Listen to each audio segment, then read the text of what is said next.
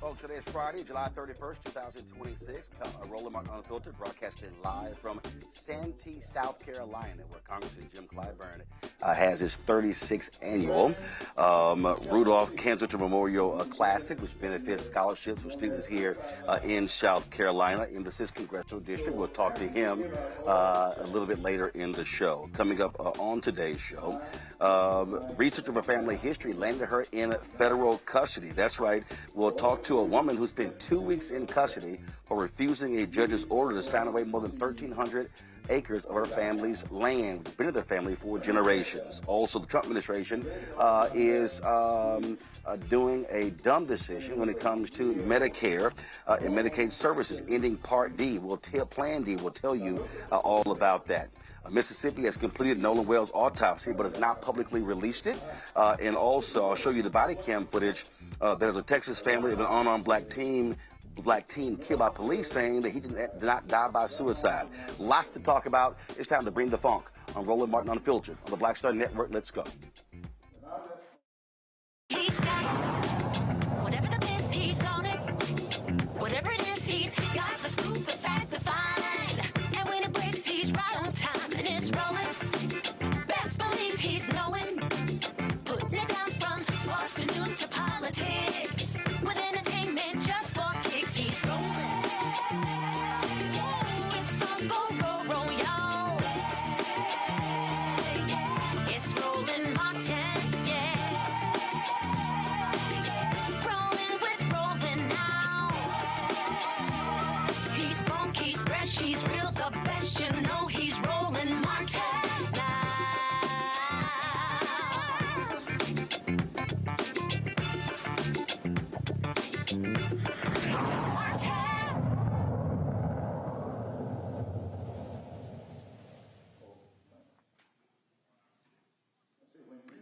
Hey folks, I am here in Santee, South Carolina, and what you hear speaking right now, that's Congressman Jim Clyburn. He is addressing the folks here. This is the opening reception and the pairing party for his 36th annual golf tournament. It benefits scholarships for students here in the 6th Congressional District, providing them laptops and iPads as they go off to college. We'll be chatting with the congressman a little bit later. Of course, he is excited that South Carolina is going to remain as the lead when it comes to Democratic selection for their nominee in 2028. So we'll also talk to his daughter, who's over this tournament, plus his other daughter, who used to be an FCC commissioner. We'll be talking to her about the Trump administration's attacks on broadcasters like ABC. So lots to be talking about here from South Carolina. But first, let's talk about Mississippi. Folks, imagine spending 2 weeks in federal custody after refusing to sign a court-ordered deed that will relinquish your claim to more than 1,300 acres of land that your family can trace back nearly 2 centuries. That's what happened to Jennine Labuzan. While researching her ancestry, she discovered documents showing that her third great-grandfather, Charles Augustin Labuzan, a native of New Orleans, had an interest in 1,361 acres in Washington County, Mississippi. Well, she was determined to reclaim her family's land, and she has faced a number of legal challenges. Jennine joins us right now from Athens, Georgia. Jennine, glad to have you on the show. First and Thank foremost, you for having me. First and foremost, you say, when did you find out? What year was it about this land and that it was in your family? Just walk us through that.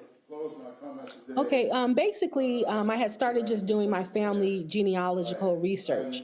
And in doing that and putting all of our names together and building out those family trees is when I came across the land patented titles that my ancestor had. And so that was probably back in like about the 2020 time period. Okay, so land patent title. Explain to us what that is. Okay, so land patent titles are the original, the allodial land ownership records that we have in America. So before we had the warranty deeds and things that we currently purchase property on, our country was originally given out in land titles. And so these are land patents. Sometimes they're also called land grants. But these are the original allodial title land ownerships that were issued out by the sovereign government back in the earlier 1700s and things of that sort. And so these are also forever titles. Okay. So when my ancestor's name was included in that title from the U.S. government, it's specifically stated that it's for him and his heirs forever. And so that's how I was able to come and reclaim it today. Okay, was your family once in possession of this land and lost it, or did your family never actually get the land? They were in possession of it, and it was, and probably just somewhere between the first great-grandfather migrating out to California, back in the day. I don't know where all of the full information got lost or just put behind, but nonetheless, it was clear in the records that no one from my family or my grandfather's business partners that were on the land with him ever conveyed their interest out to another party. And so when you don't have that conveyance. So, look. Yes. Right? Go ahead.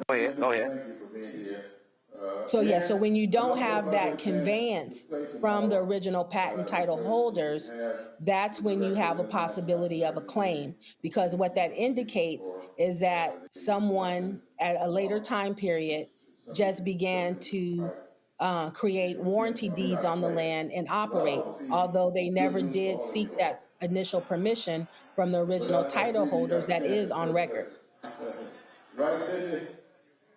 So we know history of black folks who were run off their land. The Klan was repossessing land. And so what happened with your family? Was the land abandoned, or has the land been in your family's possession all these years and now they're trying to take it? So explain that. Yeah. So the ownership has been there since 1840. It's not until about 1919 that different individuals within the Mississippi area, different companies, oil companies, insurance companies, mineral companies, different families, they just began to operate in and out on the land from that time period. And again, I just came back into the full knowledge of all of the information myself as a Californian. My ancestors did move out west, my immediate ancestry. And so we were able to, like I said, be able to pull all the records up and see that it's still in our full position. That's why they were wanting my signature on their deeds, which led to that arrest warrant that I had. Because we still did have the possession of ownership. So explain that to us. Why did the courts order you to sign it? Why? What was the rationale? Are they not recognizing these documents that you presented? Yes. I mean, in the long story of the short of the case, I was cheated. It was a legal lynching in the sense that as we began our initial complaints and back and forth, my case was dismissed very early, never allowing me my due process of full discovery, where we could have laid out all of the details and information regarding their position and my position. So after she dismissed my case, I was personally contacted first by 2 of the 3 law firms asking me basically, well, since you lost, would you sign the deeds over to our client? And of course, I didn't respond. But then they must have talked to the judge behind the scenes and said, hey, we need you to put that in your order to have her sign the deeds over, because whether they knew it before I came after the land or they learned in the process, they saw that the Constitution did protect me as an owner. And if they wanted to get full, clear title of that land to where they would have possession of the mineral rights, the airspace, and all the protections of a land patented title, they needed the signature of an heir to have that full possession. So she could have just dismissed my Got it. case and let it go.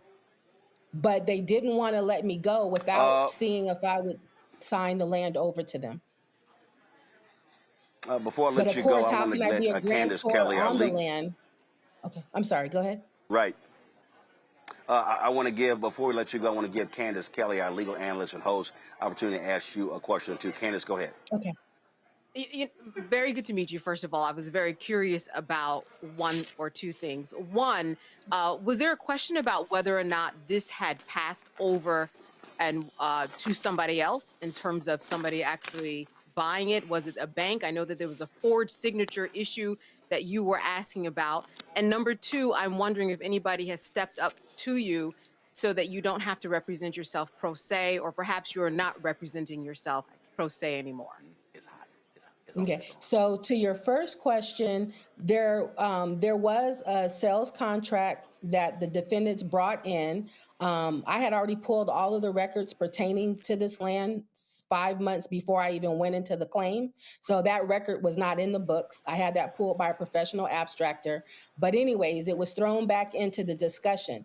But there was two major red flags, not just the sales contract of 1848 that is highlighted a lot in the news. This contract was also tied to an 1836 derailment title. So they presented that with the sales contract, although that doesn't get highlighted in my court documents as much. But why that's significant is because the 1836 derailment title is dated before my grandfather even had the patent. As I said, he only got the patent in 1840. So there could have never been an 1836 derailment title filed, connecting all of these land parcels, because my grandfather didn't even have the ownership. So that was the first sign of fraud. And then they said he sold it in 1837, got it back in 1842, and then sold it again in 1848. Although most of the court documents is starting the conversation from the 1848 sale, it's important to understand that pre-information, because he could have never sold it in 1837 when, again, he didn't even have the patent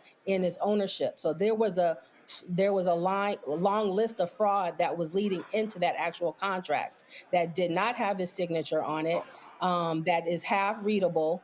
And then if you really read the 1848 sales contract, it still doesn't say he conveyed all of his interest. It says he conveyed a quarter of his interest. So that means there's still 3/4 of an interest still there, even if the sales contract was legit. And that's what's being recognized All in right, my second Jennine. case. All right, so Jennine is to set up a GoFundMe to help her fund this legal battle. Folks, go ahead and show that on the screen. And so if you want to assist her in that, please do so. And so you see it right there. Jennine, we appreciate you joining us. Keep us abreast of what happens next in this case. Much. Thank you so much. All right, thanks a lot, folks. Thank you. Folks, as I told you, I'm here in Santee, South Carolina, where Congressman Jim Clyburn is having his annual golf tournament. And so y'all know how I feel about golf. Now, he claims he's a big-time golfer. I ain't never seen it. And so he joins us right now. Congressman, come on over here. How's it going? Going great, going great. All right, Thank you so much for being here. Glad to be here. So first and foremost, for folks who don't know what this is about, I keep telling people I go to golf tournaments all around the country, and a lot of our folks, we're raising hundreds of thousands, millions of dollars for our kids. Absolutely. This tournament started 37 years ago. This is our 36th annual tournament. We were doing this even before I got to Congress. And who's it named after? It's named after Rudolph Canzater, who was a young man, was young at the time, who died in a precinct, counting votes. He was a guy that used to drive for me, became a fast friend. He told me one day, he said, "No, I'm going to do everything you ask me to do to help you with your political career. But I'm not going to be satisfied until you run for Congress. And of course, when I did run for Congress, he had passed away. So when he passed away, I named this golf tournament in his honor.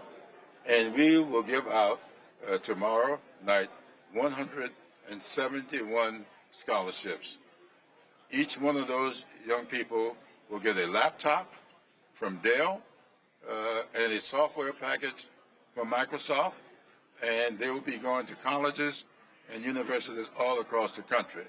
We only have 2 qualifications. Number 1, if you live in the 6th Congressional District, you're eligible no matter where you go to school. If you go to school in the 6th Congressional District, you're eligible no matter where you live. And so we have students come in from California, and we have students who will go out to California. So we keep those 2 criteria, and that's it. So 171 this year. How many scholarships do you think you handed out over the 36 years? It's over 2,000 scholarships we have given out.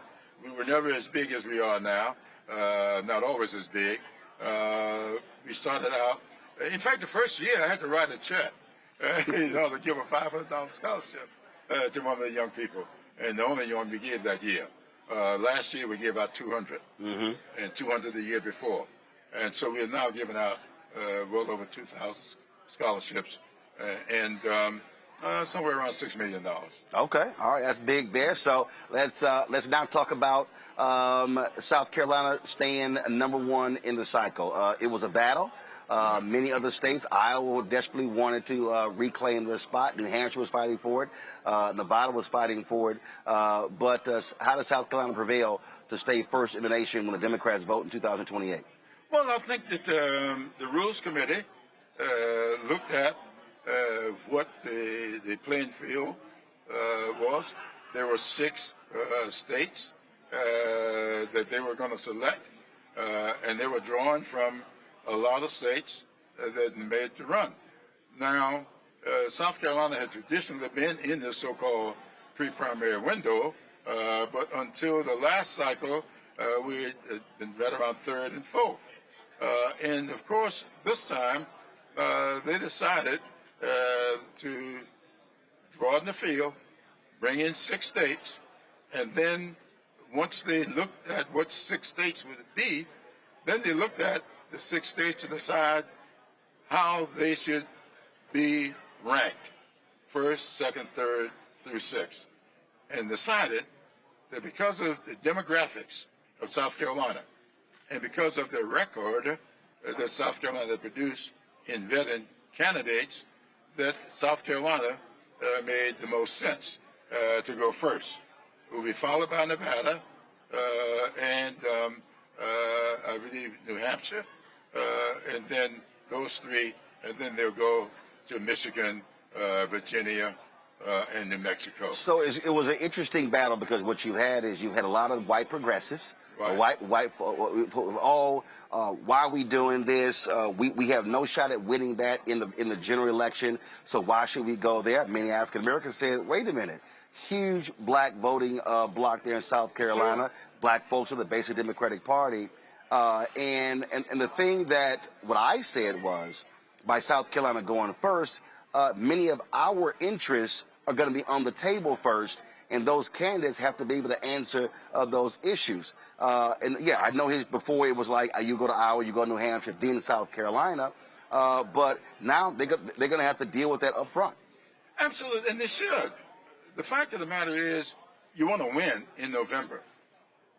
That is the big thing, win the presidency.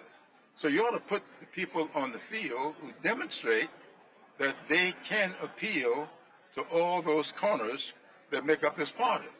The African-American vote is very important to the Democratic Party. And so why would you have them in an also-ran position? They ought to be in the mix early on because even if you don't know, when you get to South Carolina, after the results come in, you might find out what it is that you don't know. And you might find out how to improve that which you no little love. It was also amazing. Every time it was Iowa, New Hampshire, we would see these stories. Oh, you know, it's retail politics, and, you know, and they would talk about how just really smart these voters were and the questions they asked. And I'm going, well, it's not like black folks aren't doing those things in South Carolina. Right. And so, you know, black folks in this state looked at various candidates, and it also wasn't about race. I remember when Sharpton ran for president, right, and it was a brother, he ran a magazine in New York. He said, oh, he's winning South Carolina. I said, no, he's not. He said, he's not going to win. He said, I bet you a steak dinner. I said, okay. I said, no problem. And then he had to pay up. And then he hit me. He said, I don't understand. How does Sharpton not win in South Carolina? I said, because black voters are examining who do they think can win the presidency. Yeah. I said, so you just can't assume if you black, you're going to win South Carolina. Absolutely. No, I said black folks are some of the most astute political folks, and we make decisions in the same smart, strategic way as others. And I wish people would pay a little more attention to that. The fact of the matter is, I do not take black voters for granted. Why should you? And I've been black pretty much all of my life. So I spend my time, as I'm doing here, with the African-American community, because I think I need to demonstrate time and time again that I am interested in their dreams, their aspirations, and I'm going to do what I can to help them to fulfill them. To just say that because you're black, you deserve the support of African-Americans, that's not the way it works any more than we can expect that just because you're black, you will represent African Americans. I'm just now thinking about the Supreme Court. You did an interview that caused a little stir.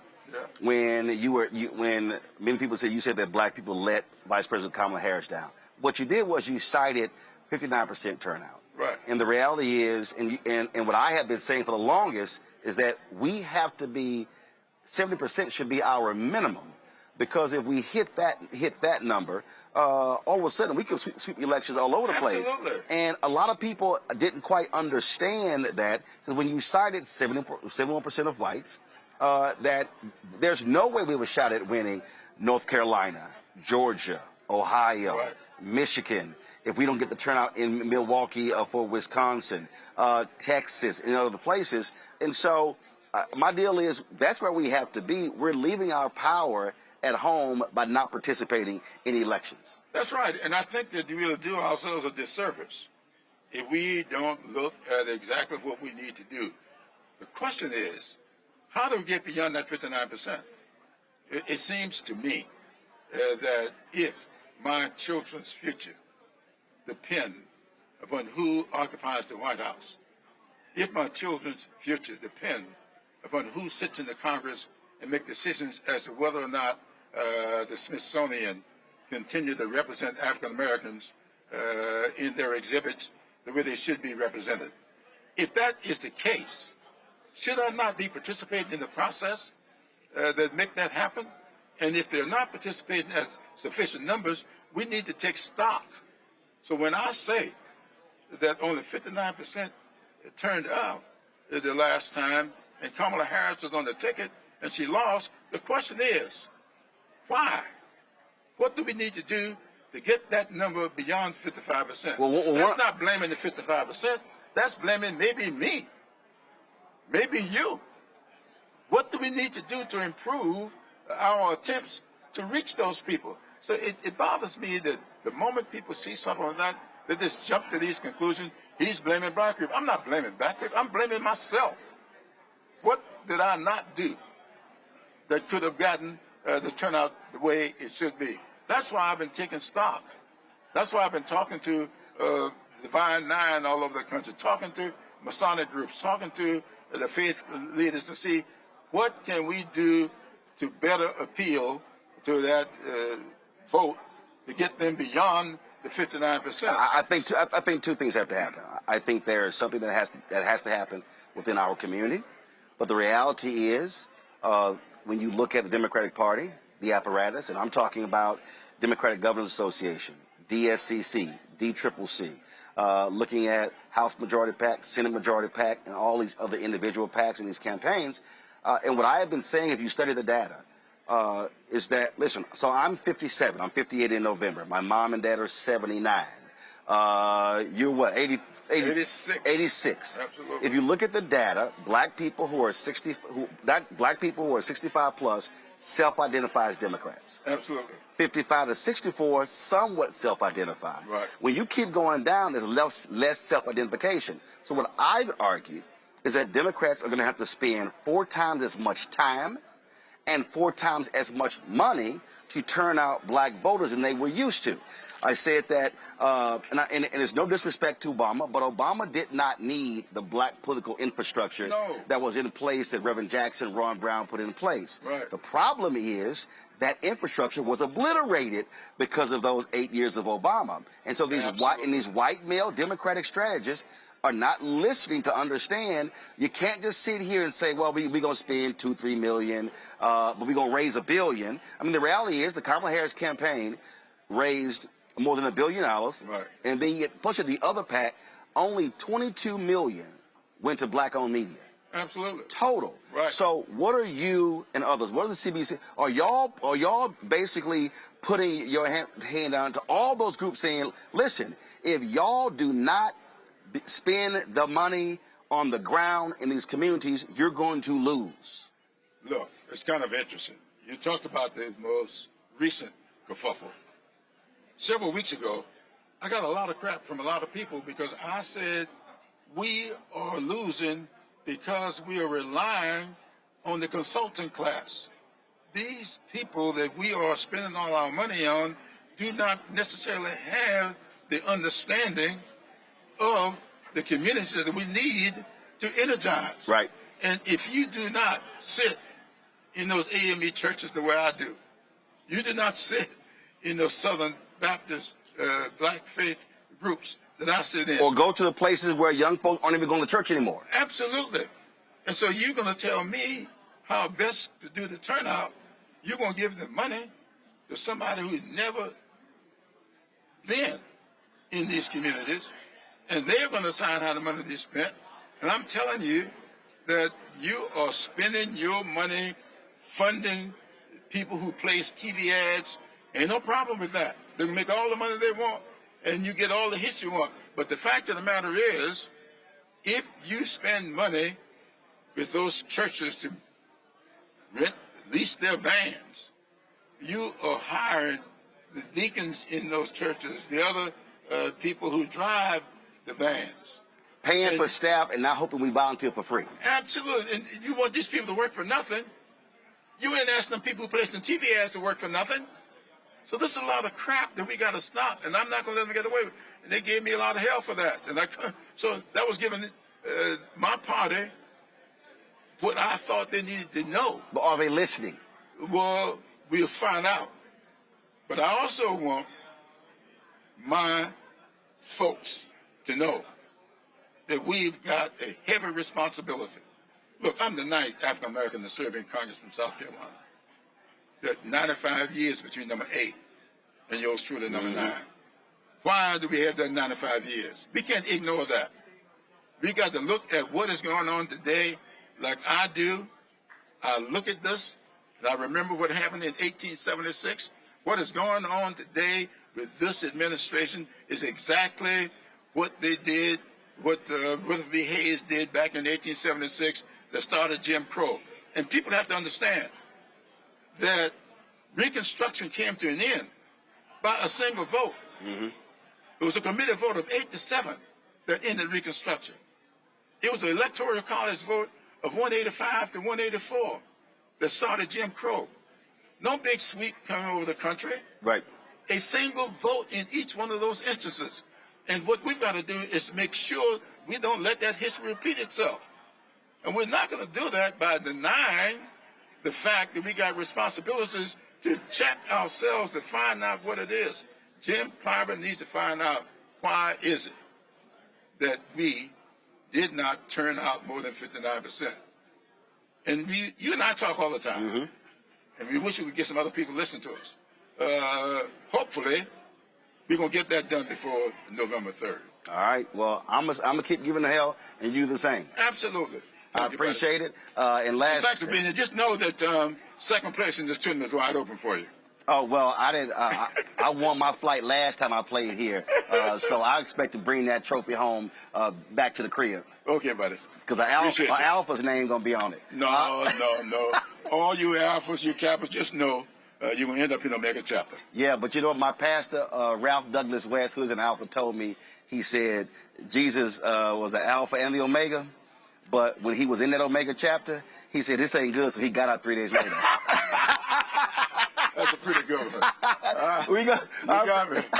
I appreciate it, Congressman. We're going to go to a quick break. We'll be right back. Roland Martin Unfiltered on the Black Star Network. You got me. He just told me that one a week. Let me get personal for a second. My mom had questions about her Medicare, so she called Chapter, a Medicare advisory company, and she texted me right after saying it's a great benefit.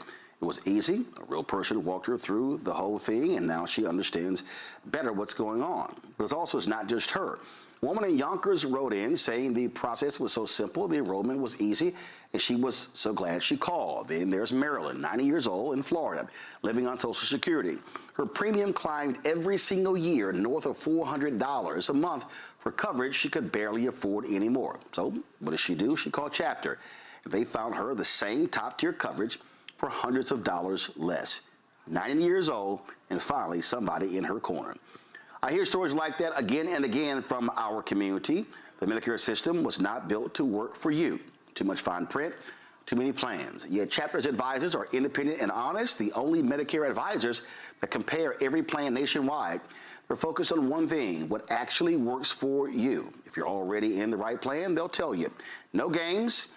And people who switched with Chapter saved an average of $1,100 a year. All it takes is 20 minutes. You talk to a real person, and it's completely free help. So call Chapter at 724-264-8281, 724-264-8281. That's Chapter. Let me ask you a question. Why do so many people seem to think they know black men so well? What they think we want, what they think we need. Hell, they even tried to tell us why and how we voted, but never had a conversation with us. Never asked us how we felt, what brings us joy, what makes us angry, what makes us scared. How do we live? That's what this show is about. No translation, because we don't need anybody speaking for us. We can speak for ourselves. This will be a show where we bring brothers on that you don't see on every other talk show. Nope. Brothers that are doing work in local communities with black men for black communities. We're going to hear each other and try to understand so perhaps we can move forward together. No translation, because we don't need anybody speaking for us. Nope. What we need is each other. No translation, right here on the Black Star Network. Check it out. Hey everybody, I'm T.D. Jakes, and I want to encourage you to watch Roland Martin Unfiltered. It'll blow your mind.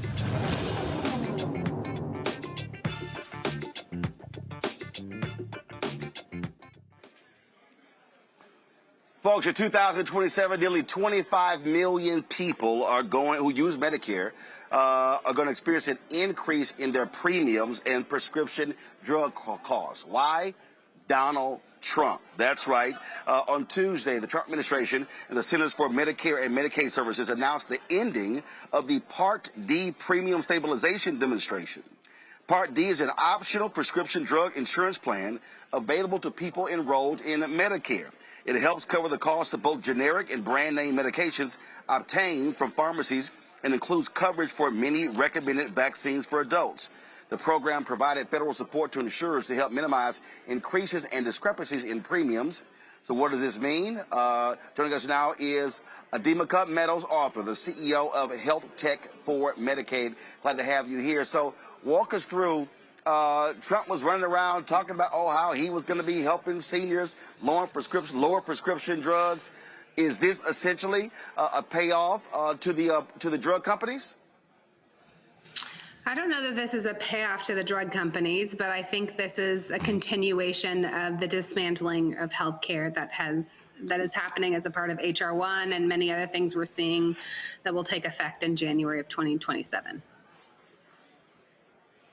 Okay, so walk us through again, what does this mean? So numbers, what is someone paying right now average person, and what will they be paying once this happens in 2027?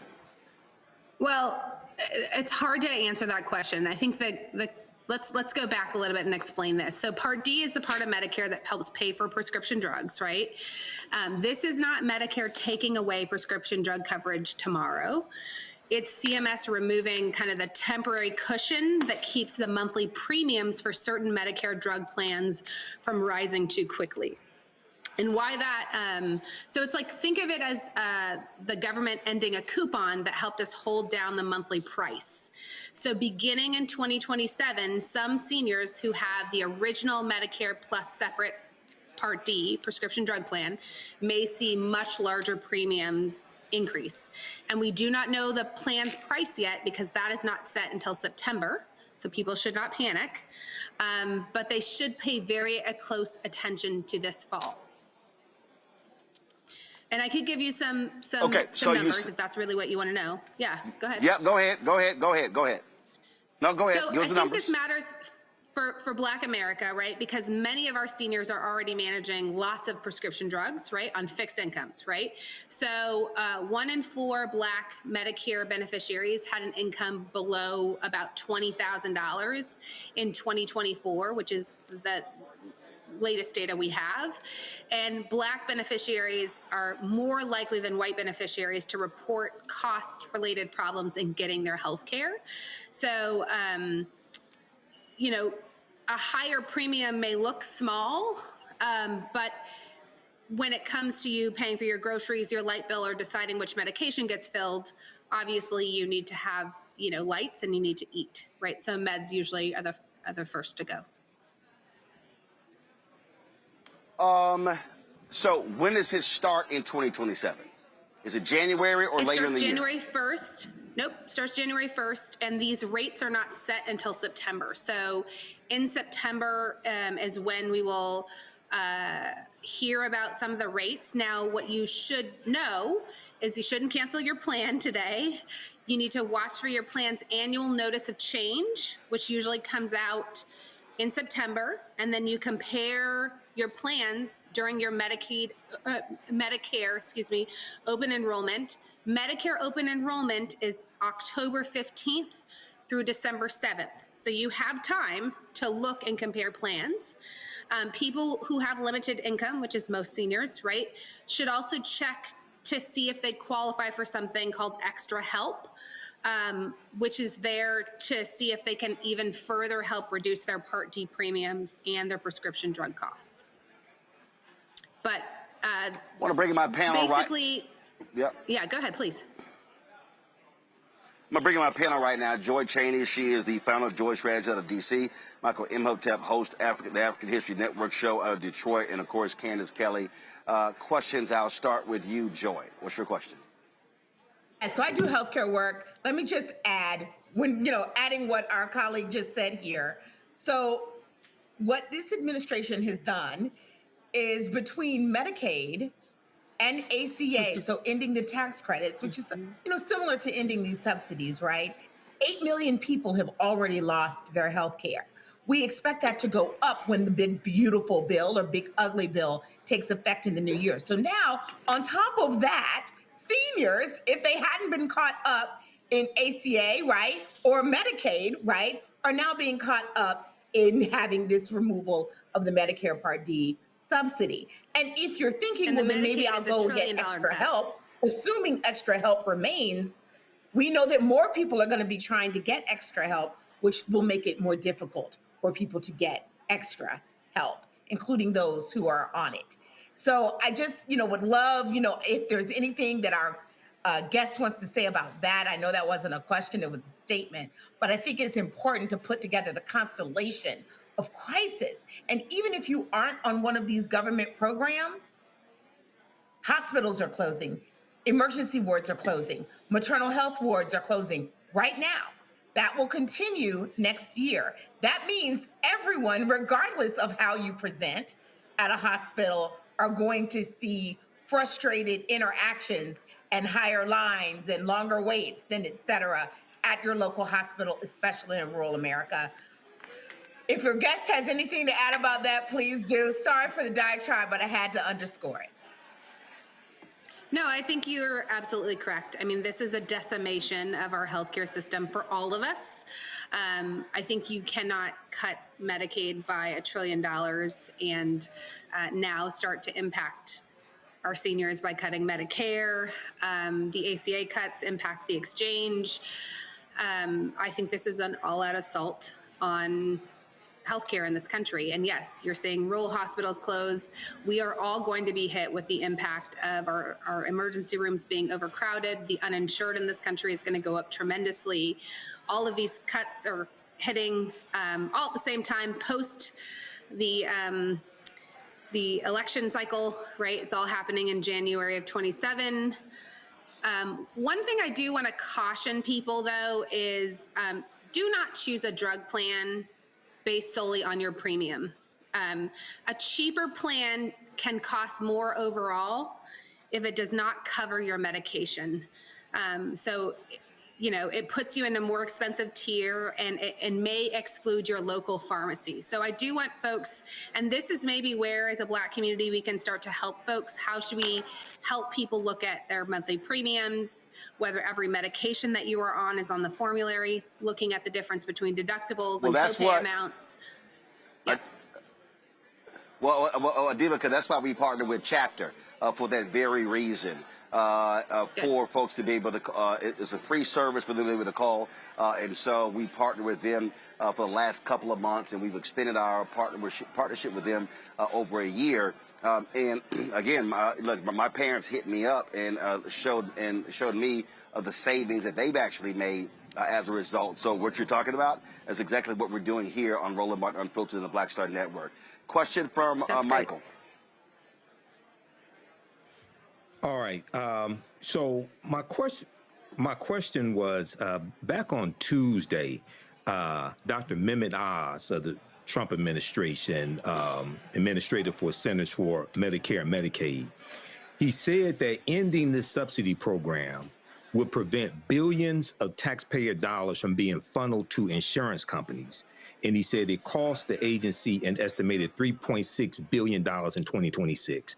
And he went on to say that most Medicare beneficiaries would see less than $10 per month increase, and some would even see lower premiums than beforehand. So what, and this is from the piece from the Associated Press, what is wrong with what Dr. Mehmet Oz is saying, who is actually a doctor, and some people may be inclined to think he knows what he's talking about? Well, he's a cardiothoracic surgeon, correct, but he's been probably a TV entertainment individual a bit longer than he's been a clinician. So I'm just going to leave it at that. You know, CMS says that they're ending this because prescription drug plans have had enough time to adjust to these reforms and now can price their plans with that temporary support. That tells you right now it doesn't have anything to do with people. It has more to do with insurance plans.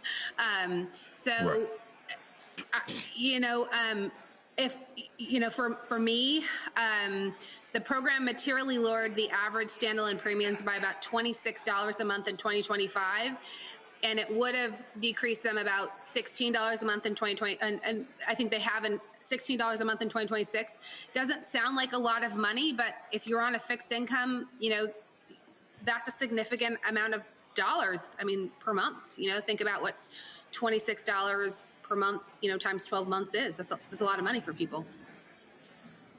As when you look at the average savings, I mean, I don't know, I'm not a financial services person, but if you look at the amount of savings that most seniors have in their bank account, it is not very high. Candace. How will this affect the maternal mortality rate given the discrepancies and the way that Black mothers are treated? Does this trickle down and affect that arena at all? Well, so Medicare is over 65, right? So this particular issue is not going to impact, I mean, we don't have very many 65-year-olds having babies, but the Medicaid issue will significantly impact the Black maternal health issue.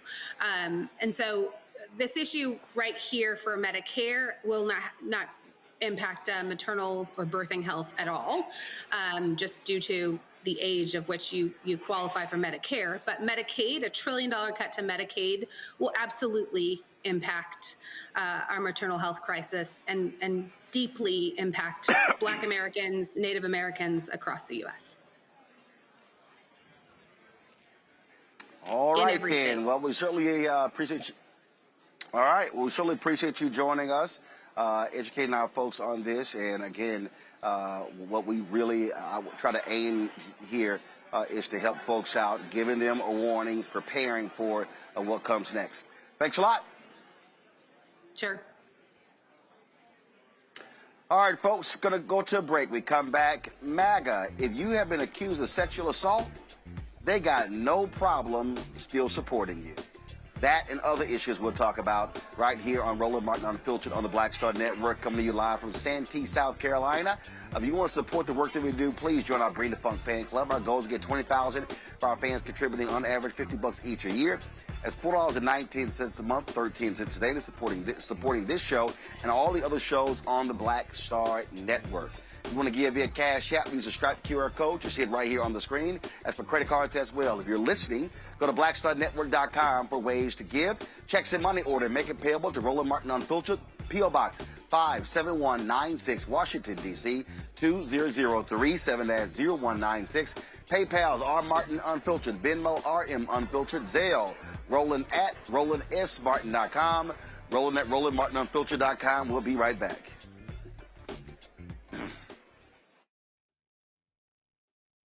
All right, folks, let me get personal for a second. My mom had questions about her Medicare, so she called Chapter, a Medicare advisory company, and she texted me right after saying it's a great benefit. It was easy. A real person walked her through the whole thing, and now she understands better what's going on. But it's not just her. A woman in Yonkers wrote in saying the process was so simple, the enrollment was easy, and she was so glad she called. Then there's Marilyn, 90 years old, in Florida, living on Social Security. Her premium climbed every single year north of $400 a month for coverage she could barely afford anymore. So what does she do? She called Chapter. They found her the same top-tier coverage for hundreds of dollars less. 90 years old, and finally somebody in her corner. I hear stories like that again and again from our community. The Medicare system was not built to work for you. Too much fine print, too many plans. Yet Chapter's advisors are independent and honest, the only Medicare advisors that compare every plan nationwide. They're focused on one thing, what actually works for you. If you're already in the right plan, they'll tell you. No games, and people who switched with Chapter saved an average of $1,100 a year. All it takes is 20 minutes. You talk to a real person, and it's completely free help. So call Chapter at 724-264-8281, 724-264-8281. That's Chapter. Let me ask you a question. Why do so many people seem to think they know black men so well? What they think we want, what they think we need. Hell, they even tried to tell us why and how we voted, but never had a conversation with us. Never asked us how we felt, what brings us joy, what makes us angry, what makes us scared. How do we live? That's what this show is about. No translation, because we don't need anybody speaking for us. We can speak for ourselves. This will be a show where we bring brothers on that you don't see on every other talk show. Nope. Brothers that are doing work in local communities with black men for black communities. We're going to hear each other and try to understand, so perhaps we can move forward together. No translation, because we don't need anybody speaking for us. Nope. What we need is each other. No translation, right here on the Black Star Network. Check it out.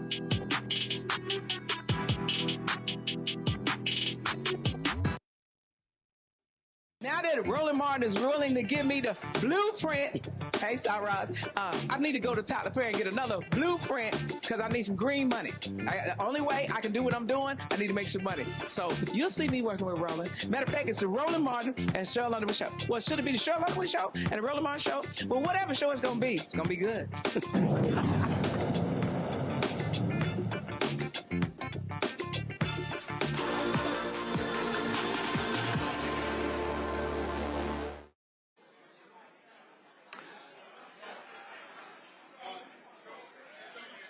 Well, y'all, this just in, the sheer stupidity of Donald Trump, his Department of Justice. They have dropped charges against the former Olympian, David Hearn, who they accused of damaging the Lincoln Memorial Reflecting Pool.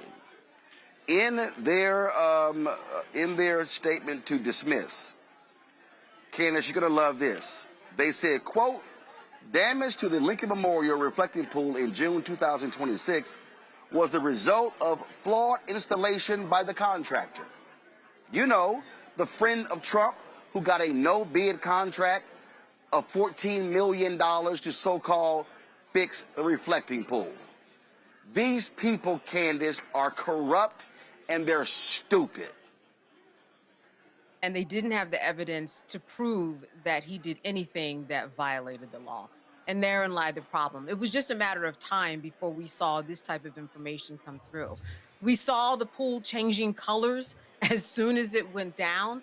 We saw and heard evidence that was contrary to what the Department of Justice was saying. All of this is political, as you said, to justify the purchase of this reflecting pool, which did not need a change, as we know, to begin with.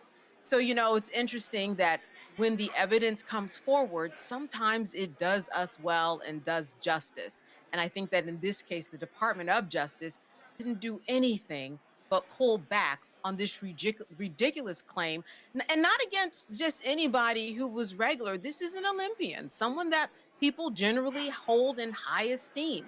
Olympians come to the White House after they win their medals.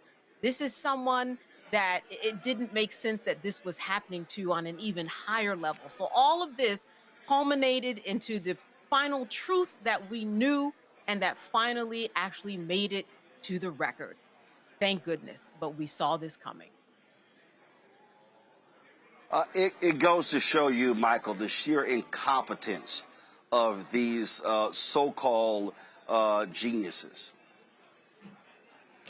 Yeah, Roland. And if you keep reading that Associated Press story, it goes on to say that in addition to the flawed installation by the contractor, they said the rush to complete the project prior to events associated with the America 250 celebration in the week surrounding Independence Day 2026. So not only was it a no-bid contract, not only was it a faulty installation and poor quality, but it was also a rush job. And attorney Jennine Pirro, she had to admit that there wasn't enough evidence to charge him. So I think this Olympian should sue the Trump administration for legal fees. But Roland, isn't this the administration that talks about qualifications and DEI and unqualified people? He's surrounded by DEI, by white DEI, white unqualified people. So you're going to see more of this. A lot of these lawsuits, a lot of these prosecutions, things like this are falling apart. And we're going to see more of this. Joy. These are political prosecutions, we know. What's interesting is he's doing other quote unquote beautification projects around the city. And what we see with them, they're getting extra scrutiny. People are saying, hey, they may look good today, but how will they look tomorrow?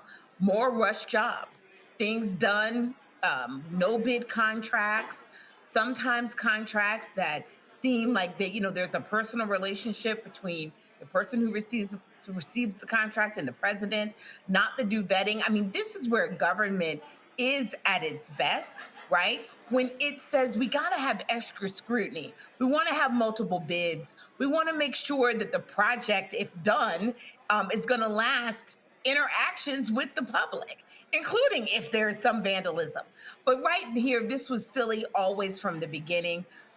This is a case of the Trump administration saying, are you going to believe us or your lying eyes? The American people saw way before any Olympian showed up that the pool was, faltering under the weight of the incompetence of the Trump administration, algae, the paint coming up, etc. So there was just no way this was going to move forward. And this just is the last in a number of failed efforts, failed prosecution. We see Todd Blanche's hearing being delayed, him being challenged by members of his own party because they simply are not behaving in a way that is competent, much less ethical. So this is just another definition of what it means to be in the Trump administration. And the difference between the first administration, there was plenty of incompetence, but there were also some competent people there who demanded that the president adhere to some standards. Now they've taken away those breaks. He's surrounded himself by sycophants and, frankly, people who aren't up to the task, because if you were, you wouldn't be working for him. And this is the result. We can expect more of this. So we got a couple of sound bites that are going to make y'all laugh. Control room, do y'all have those ready? You have the prosecutor in the District of Columbia, Jennine Pirro, at the news conference, just going on and on and on about this. Then you have the Interior Secretary, Doug Burgum, who, he is adamant about what happened. So wait till we play those for y'all so you can hear these fools. And see, this is the problem. And this is the issue for all of these people who choose to work for Donald Trump. You are destroying any credibility you have, because what you're doing is you're lying for the liar in chief.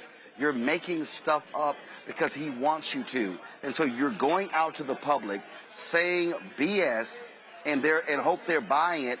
And you know what? Every time you lie, folks like me are going to come back and play your lies to embarrass you. And don't think it's only in this case. We're going to do it 5 years from now, 10 years from now. All of the lies that these people tell on behalf of Donald Trump are going to follow them for the rest of their lives. I'm telling you, these people are absolutely insane. Do we have the bites ready? Guys, just play them direct from the computer. Just play them direct from Twitter. Okay, you check Group Me. I sent it, y'all. And so just click the link. Just click the link. That's all you got to do. Play the video. But it's crazy.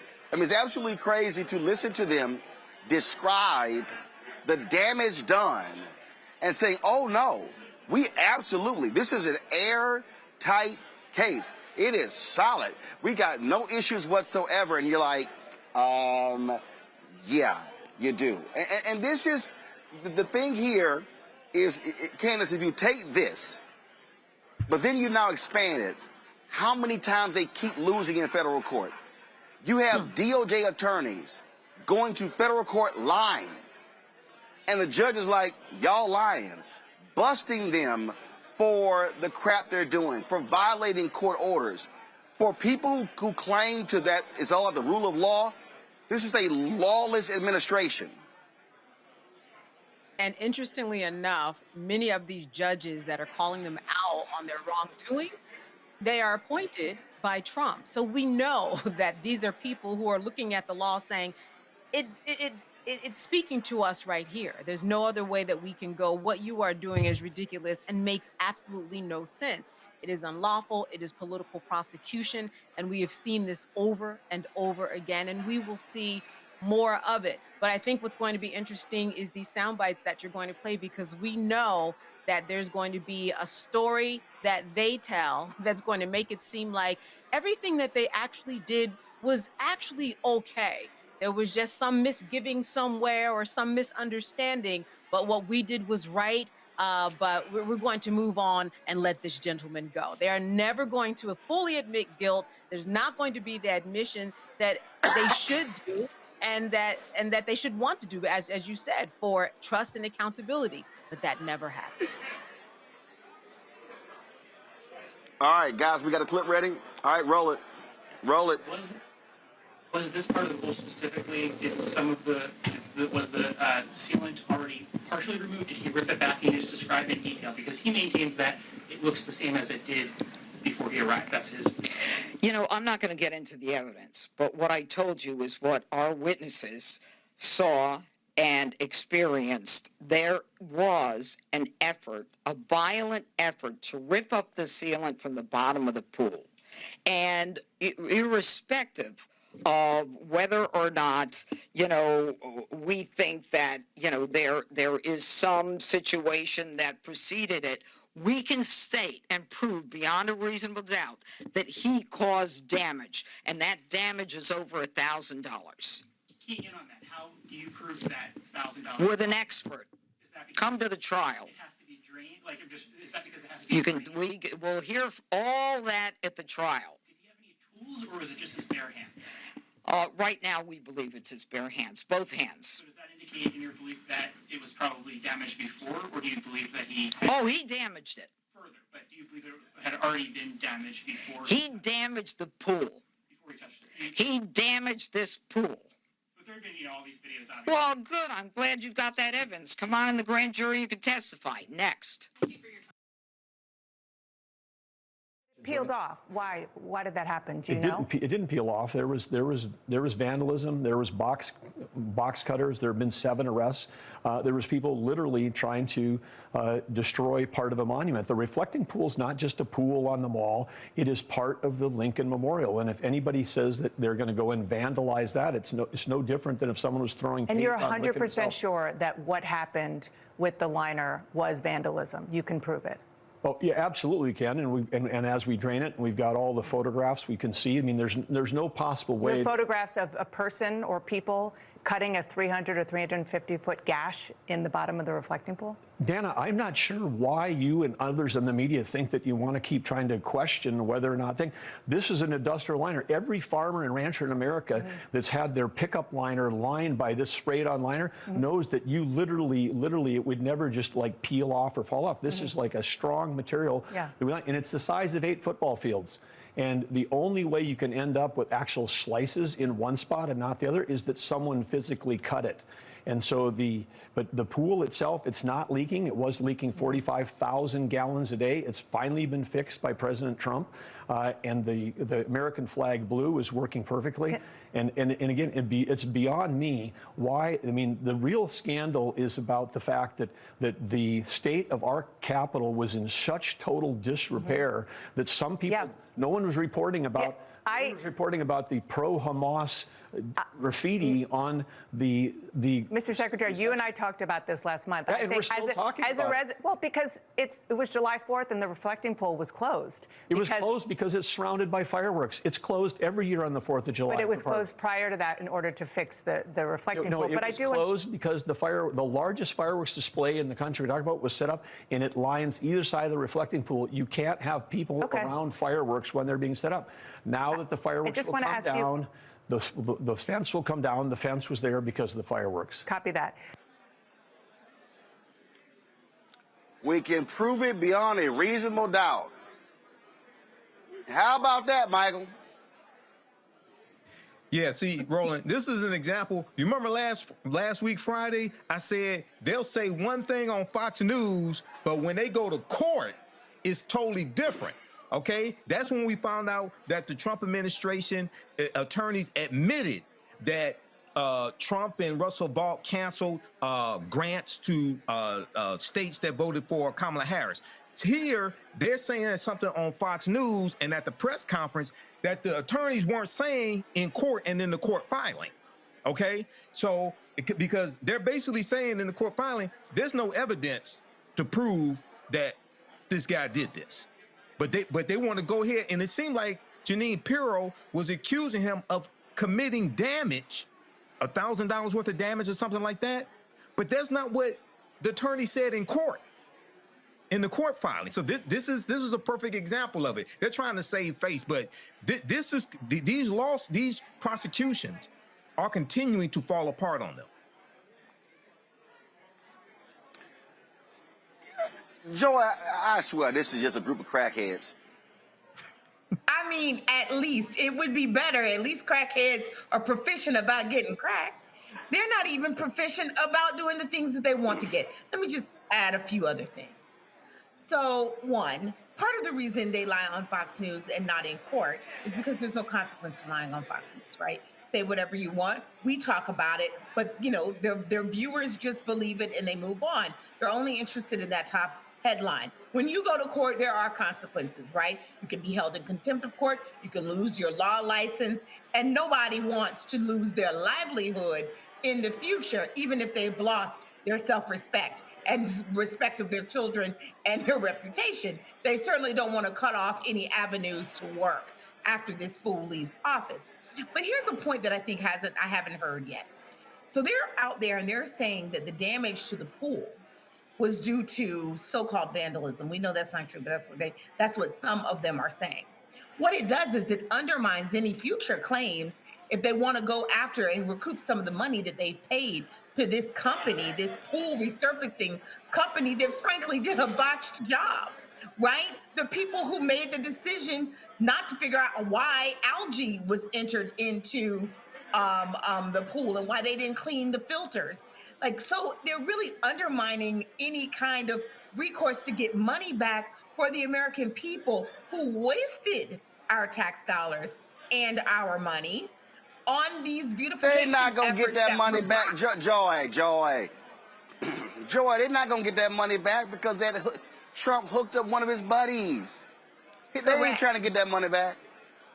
They're never that's all. They interested trying in to get us. it back. But that's the thing they should be interested in Hell if they no. were decent people. Yeah, but hell no, they are not. No, they're not decent. They're corrupt. All right, I'm going to go to a break. We come back. We're going to talk about MAGA, how insane they are.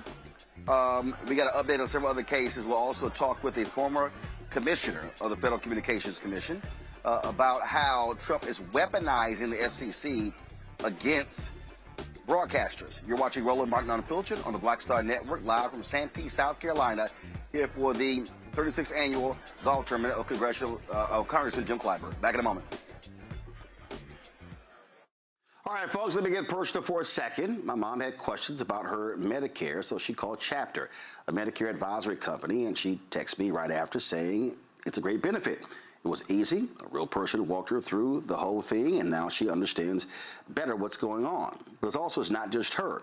A woman in Yonkers wrote in saying the process was so simple, the enrollment was easy, and she was so glad she called. Then there's Marilyn, 90 years old, in Florida, living on Social Security. Her premium climbed every single year north of $400 a month for coverage she could barely afford anymore. So what does she do? She called Chapter. They found her the same top-tier coverage for hundreds of dollars less. 90 years old, and finally somebody in her corner. I hear stories like that again and again from our community. The Medicare system was not built to work for you.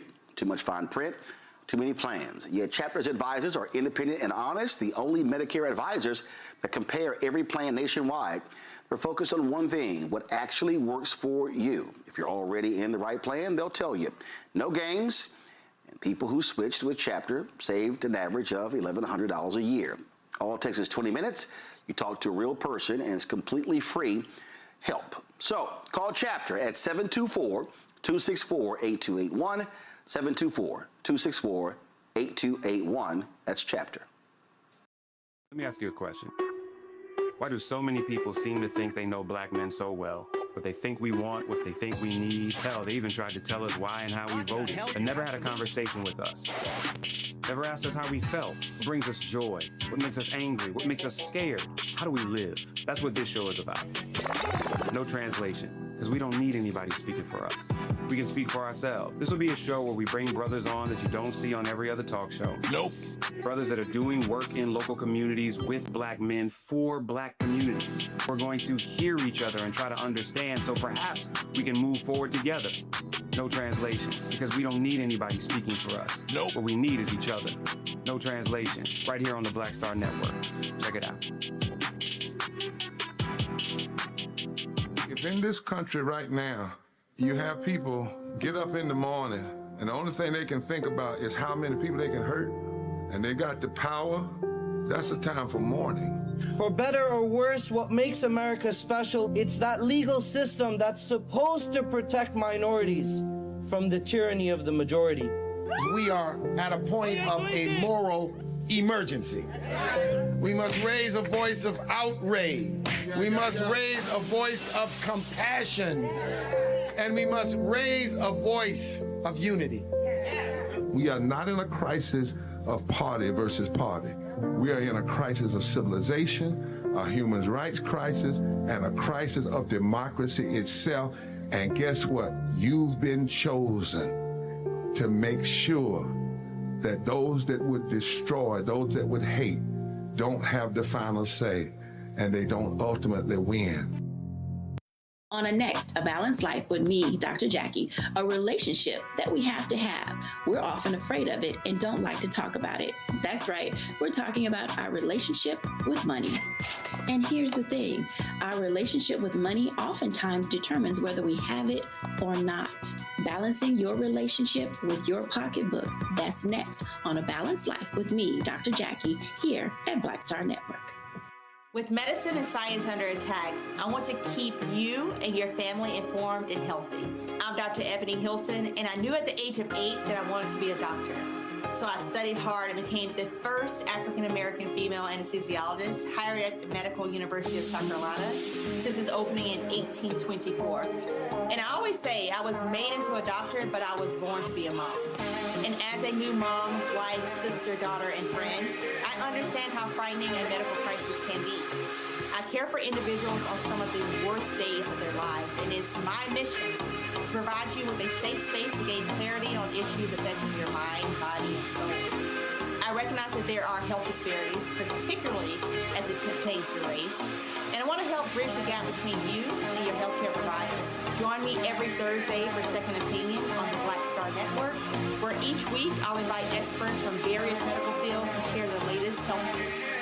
We'll discuss topics such as the vaccine debate, mental and sexual health, medical bias, infertility, menopause, andropause, nutrition, and aging.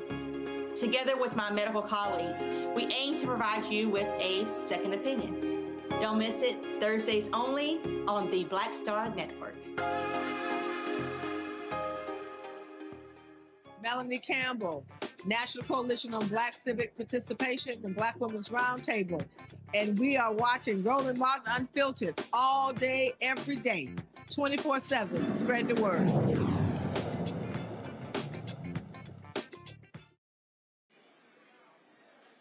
All right, folks, an update on the Nolan Wells case. Mississippi officials have confirmed the autopsy on Nolan Wells has been completed, although it's completed, no word on when it's going to be released.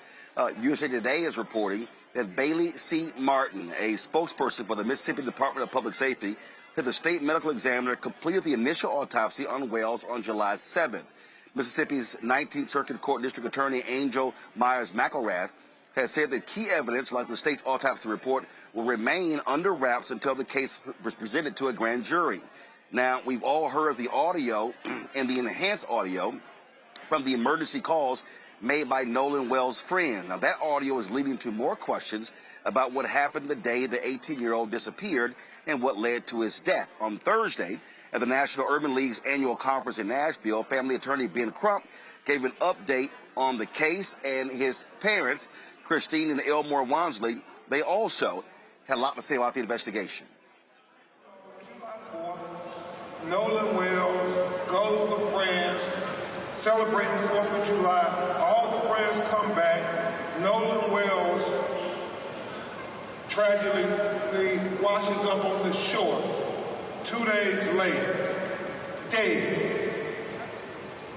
And so we know all the current events that have been happening.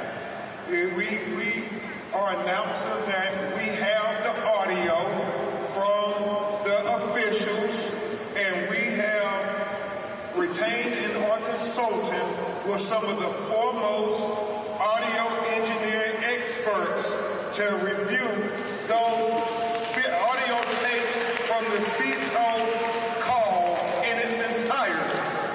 We also, and Attorney Hurst may go into greater detail on these matters, have consulted President Mariel with oceanic engineering experts to talk about how these facts are lining up. The fact that they say Nolan's body was found in the same location where they say they left him at. And so we want to know, how is that possible with the oceanic tides? We want the experts. I mean, you got low tides and high tides. It's not adding up, so we are going to dot every I and cross every T until we find out what happened to Nolan Wells. Attorney Hurst will also go into a little little more detail at Attorney Park about how we're trying to coordinate with Dr. Roger Mitchell, who conducted the independent autopsy of Nolan Wells, to be able to inspect his throat that was missing with his body when he was flown to do the autopsy with Dr. Mitchell. Also, we are hopeful that they will discuss with Dr. Mitchell the photographs and observations made at the time when Nolan was first discovered, because Dr. Mitchell did not get an opportunity until July 10th to be able to examine his body. And at that time, we know the airways and the lungs had already been dissected and so forth, so we can't tell if there was the presence of water or not. That would suggest whether he drowned or not. And remember what Dr. Roger Mitchell said in his autopsy. President Mariel, he talked about the fact that to say he drowned does not draw the conclusions of what happened to Nolan Wells.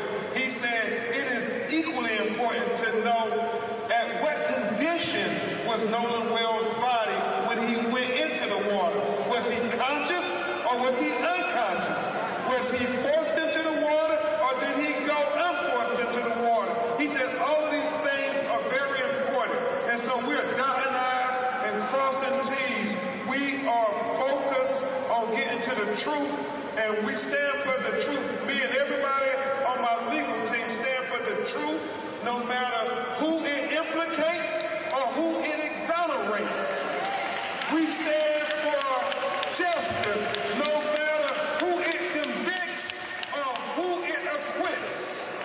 And we stand for transparency, so everybody can see. And that's all we want. We want answers. We're not casting aspersions on anybody. We are saying that we want to make sure everybody who is remotely involved has their questions answered to make sure we have a full and fair and impartial and transparent investigation. And is that too much to ask for these broken-hearted parents? Is that too much to ask? That's how, if it was your child, wouldn't you want the same thing? And I get it, they're attacking me, they're attacking Reverend Al, they're attacking the parents of Nolan Wells. We don't care about those distractions. We ain't no ways tired. We are completely focused, completely laser focused on getting to the truth, the whole truth, and nothing but the truth. So help us, God. And so the threats, the attacks mean nothing to us. We will not be deterred. Look into our eyes. We're going to get to the truth. I am so grateful to Mr. Byron Allen for donating $100,000 to the GoFundMe so we can help get the best experts in the world. I am thankful to Reverend Al Sharpton. I am thankful to Mr. Tyler Perry. I'm thankful to Mr. Tara Owens. I am very thankful to everybody who did not think it robbery to say, what can we do to help people get to the truth and call in to the tip line so we can help not only Nolan Wells' family, but we can help Daniel Irvin's family, and we can help Tyler Smith's family as well. Everybody on social media, please continue to ask questions. Please continue to share photographs, share videos. It all helps us solve this potential of what happened to Nolan Wells. I mean, isn't it so important? Somebody saw something. Somebody knows something. As Christine and Elmore have said, if you're really Nolan's friend, you know in your heart of hearts that if the roles were reversed, that Nolan would say something. He would call and tell what he saw. And so that's all they're asking. Do for Nolan what he would have done for you. Do for Nolan what he would have done for you. It has been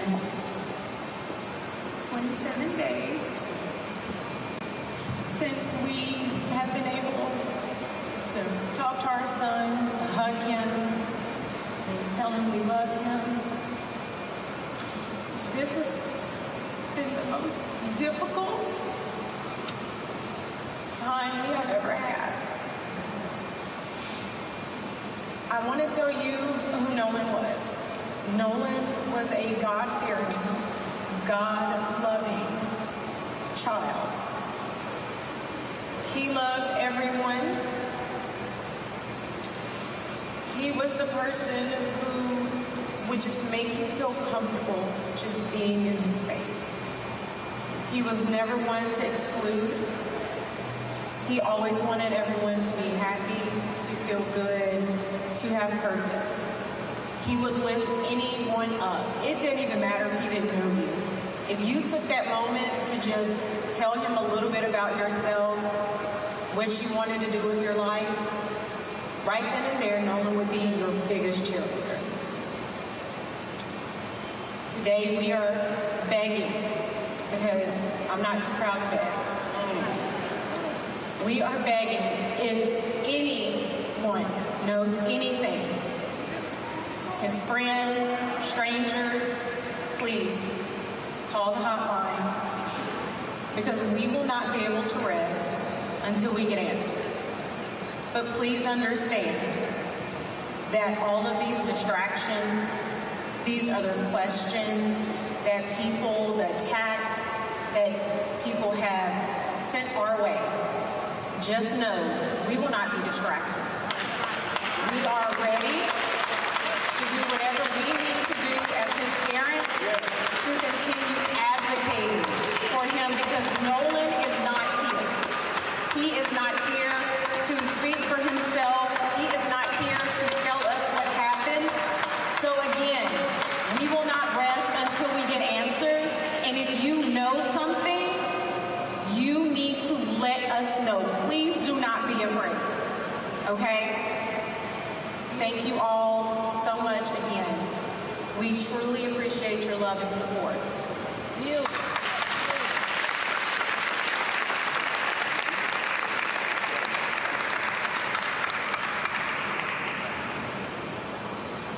I'm faced with a new challenge every morning, waking up, trying to process this.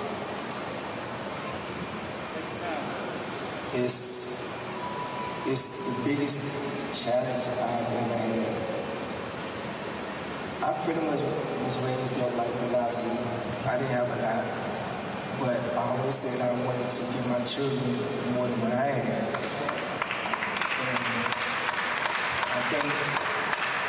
I think me and my wife did that. We raised Nolan to love everyone, be kind to everyone, because it was just the right thing to do.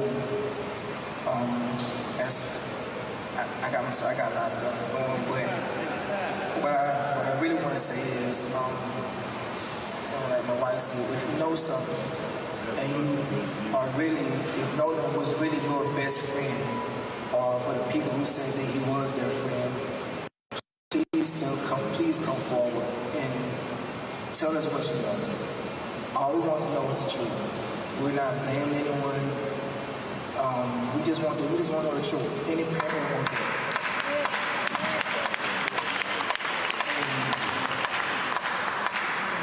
Also, the disrespect that's been coming toward my wife and my family. For any parent, no matter what race you are, they need time to grieve. A parent can't grieve when you have people attacking them, attacking their jobs, attacking their character, just attacking them, period. Like, where's the empathy in it?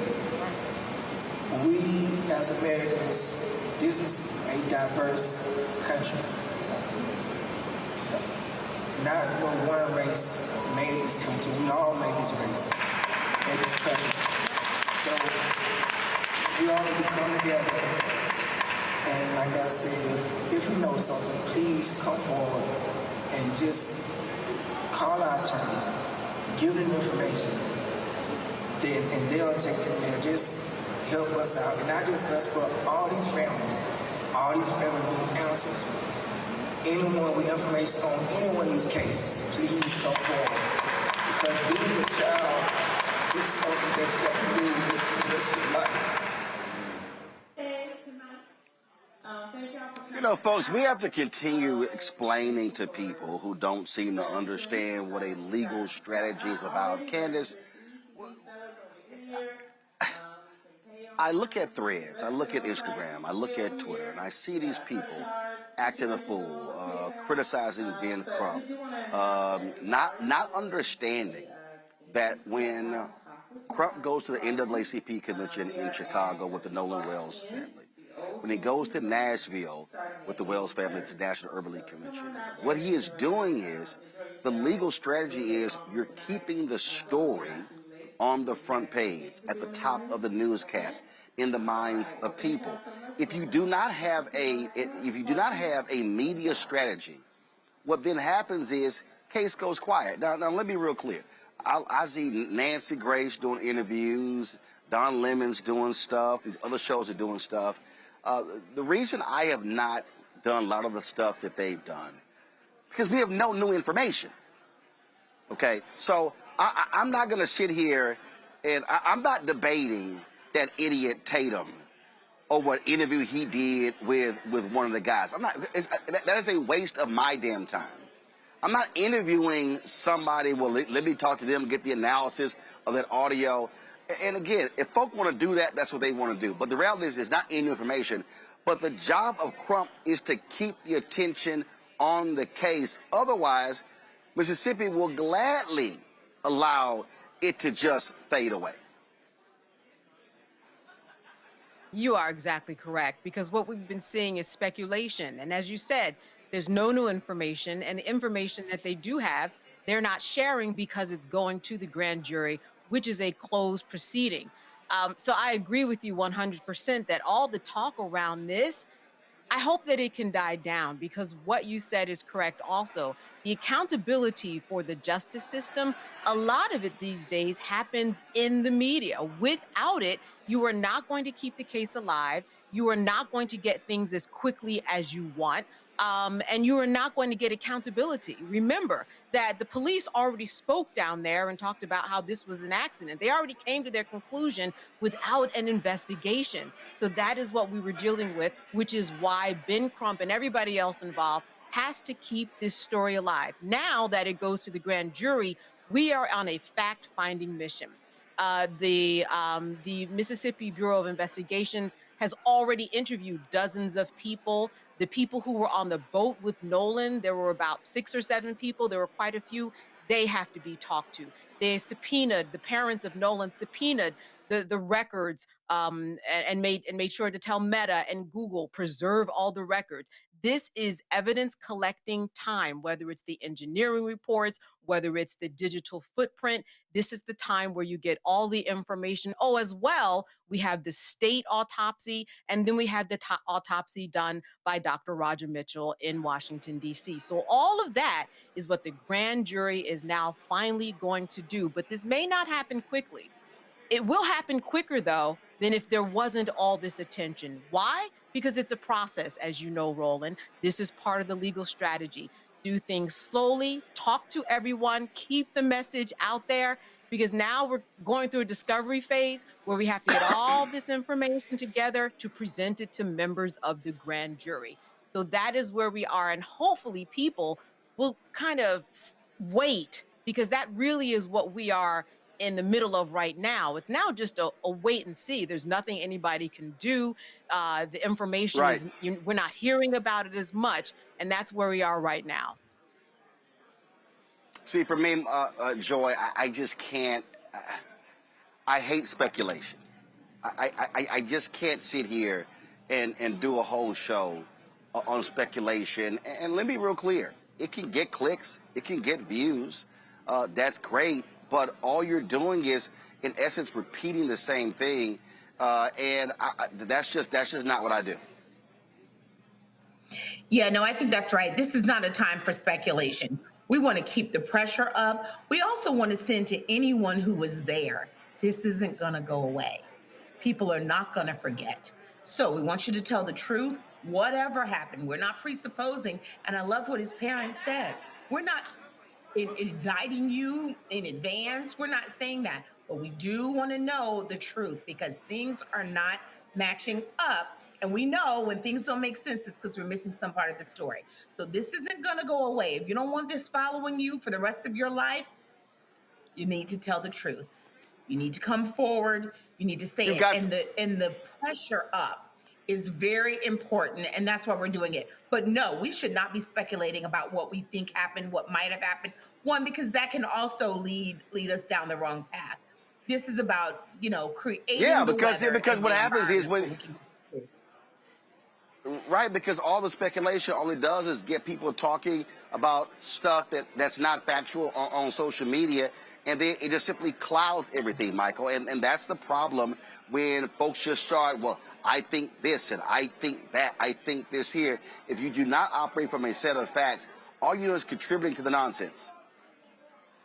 And that's their point. That's their purpose. This is, unfortunately, Roland, you've been doing this a long time. I haven't been doing this as long as you, but I've been doing this 16 years, right?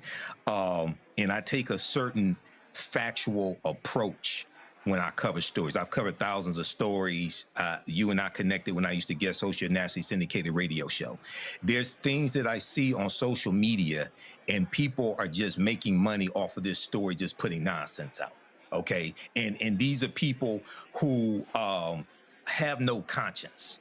All right. So I hope they get the truth, whatever it is. And the family said this repeatedly. They just want to know what happened to Nolan Wells. They want the facts. And we talked about this last Friday, Roland, with the district attorney, Angel Myers McElrath, saying that they're going to the grand jury. And if people look at the piece from ABC News that talks about the autopsy being completed, the official autopsy, it said in that piece that the DA's office said convening a grand jury does not mean there is any criminality and is standard procedure for most unnatural or suspicious deaths in the county. And last Friday I asked the question, if they go to the grand jury, who's the suspect going to be? So we don't know if they have a suspect already or if there won't be. Don't know. But whatever it is, we want the facts. We want the truth to come out. Let's give an update in the case of Sonia Massey. The cop who was convicted of her murder has been denied release. The Illinois Prisoner Review Board unanimously denied former Sangamon County Sheriff's Deputy Sean Grayson an early release. In May, Grayson requested early release under Illinois' Joe Coleman Act after receiving a stage 4 colon cancer diagnosis. Grayson was convicted of second-degree murder and sentenced to 20 years in prison in January for killing Massey in her home in 2024. Massey's family was against the early release, saying he should pay for what he did. The family's attorneys, Ben Krupp and Antonio Romanucci, said in a joint statement, the Prisoner Review Board made the right decision and reaffirmed the jury's verdict in the sentence the court imposed. A badge does not provide an early way out. All right, folks. Donald Trump once said that if he could shoot somebody on Fifth Avenue, his supporters would not care. Well, a new poll from Politico says that's not a lie. The majority of those polls said they would literally stick with a GOP candidate even if they were hit with a variety of scandals, including a DUI conviction, accepting lobbyist gifts, domestic violence, sexual assault, and anti-Semitic social media posts. 2/3 of self-identified MAGA Trump voters say they will continue supporting a Republican accused of sexual assault, 13 percentage points higher than the share of Trump's 2024 voters, which include those who do not identify as MAGA. By comparison, 40% of voters who backed former Vice President Kamala Harris in 2024 will continue backing a Democratic candidate accused of sexual assault. That means 60% wouldn't. The point here, Joy, which I keep trying to explain to Democrats, ain't no such thing as the old Republican Party. These people care about power, and they don't care about scandal. They do not care about scandal. Also, some of them do all the things that are listed there, right? I mean, I have to, there's we assume a lot of good intent that everyone is good, but frankly, there are a lot of people out there who have DUIs, and of both parties. But there are a lot of folks out there, and some of them see themselves in who I consider to be a few derelicts in the Republican Party, but they see themselves in it. Something to think about as we critique people. We have to be careful because sometimes we're critiquing the voters, and they don't think that they should have people better than them in the White House, which is why sometimes they take comfort with a Donald Trump or a Pete Hegseth or any number of loser who is working in this administration, people that we would think are not fit. They are like, sure, why not? I think the Democratic Party has got to be careful that we don't require perfection in our officials, but there ought to be some baseline. If you've been accused of sexual deviancy, there's a line that you shouldn't cross. And it's not fit for public service, especially when you really haven't apologized for it. Candace, you got a Republican Congressman, Max Miller from Ohio, who's been accused of beating, throwing hot water, and scalding his ex-wife. What's insane is his ex-wife is the daughter of the senator from Ohio, Marino, and he ain't said a damn word. How shameful is it that your daughter is accusing a Republican congressman from your state of beating her, putting a gun to her head, and you don't say jack publicly? Damn. Well, let's look at the laws that are out there and how we treat women inside of the legal system anyway. I mean, that is a given that women are treated subpar than anybody else. And men have always, especially white men, have been held up on a pedestal. So this all makes sense and this all tracks in terms of how we regard people in power and how we regard people in power and who we think those people should be. And for those people who believe that a DUI is okay or sexual assault is okay, just like Joy said, they're in the company of people who are reflecting them. So it makes sense that they would accept this type of lowest common denominator of just existing as a human being. It all tracks, it all makes sense, and I don't think that any of us are surprised.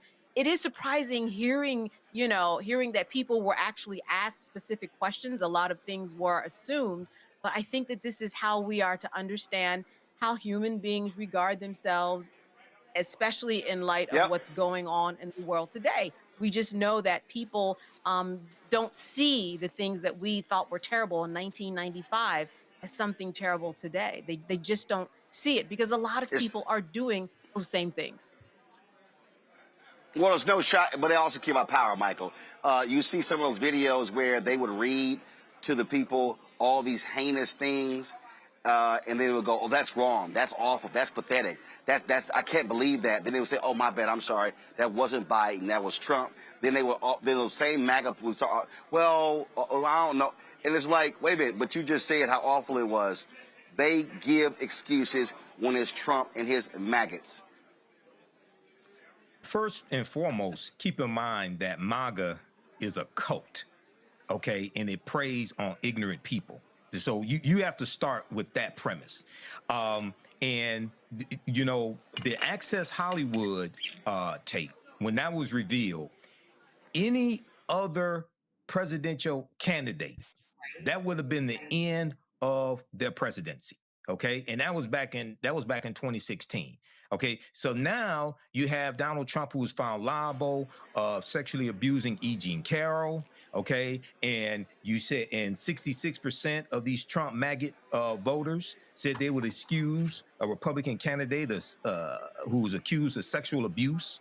72% said they would excuse a Republican candidate of domestic violence allegations, what have you. So they have totally, this was supposed to be the party of family values, Roland. What happened to that? They've totally lost their morality. But yes, this is a power grab. This is all about power. They do not care about morality, but these are also the people who claim to be Christians. No, this is white Christian nationalism that you have. This has nothing to do with the teachings of Jesus the Christ or Yeshua. This is white Christian nationalism. This is all about power, and these maggots have to be defeated. All right, folks, gotta go to break. We come back. A former FCC commissioner, I'll chat with her about how Donald Trump is using the FCC to try to bring broadcasters to their knees to do his bidding. You're watching Roland Martin Unfiltered on the Black Star Network. All right, folks, let me get personal for a second. My mom had questions about her Medicare, so she called Chapter, a Medicare advisory company, and she texted me right after saying it's a great benefit. It was easy. A real person walked her through the whole thing, and now she understands better what's going on. But it's not just her. A woman in Yonkers wrote in saying the process was so simple, the enrollment was easy, and she was so glad she called. Then there's Marilyn, 90 years old, in Florida, living on Social Security. Her premium climbed every single year north of $400 a month for coverage she could barely afford anymore. So what does she do? She called Chapter. They found her the same top-tier coverage for hundreds of dollars less. 90 years old, and finally somebody in her corner. I hear stories like that again and again from our community. The Medicare system was not built to work for you. Too much fine print, too many plans. Yet Chapter's advisors are independent and honest, the only Medicare advisors that compare every plan nationwide. They're focused on one thing, what actually works for you. If you're already in the right plan, they'll tell you. No games. And people who switched with Chapter saved an average of $1,100 a year. All it takes is 20 minutes. You talk to a real person, and it's completely free help. So call Chapter at 724-264-8281, 724-264-8281. That's Chapter. I'm Ryan Wilson, CEO and co-founder of The Gathering Spot, and you're watching Roland Martin Unfiltered on the Black Star Network. Yeah, okay, whatever.